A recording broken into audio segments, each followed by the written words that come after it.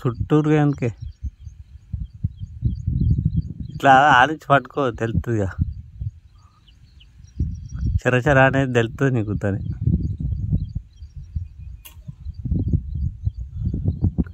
Current బంద్ చేసి రాయంటే నువ్వు బంద్ చేయవు.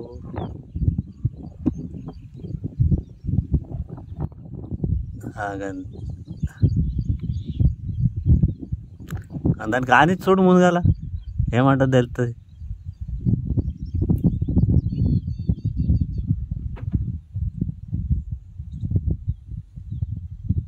పార్క్ వస్తుందా? పార్కింగ్ వస్తుంది. ఏది మోటరా? మోటార్ వెళ్దామంటే నాకు దిగొస్తుందా?